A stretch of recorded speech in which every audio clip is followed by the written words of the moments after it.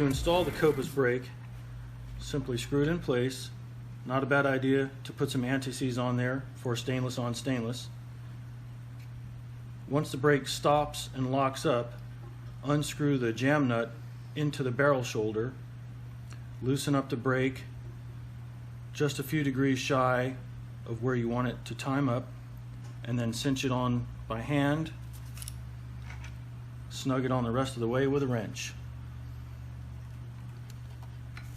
That's it.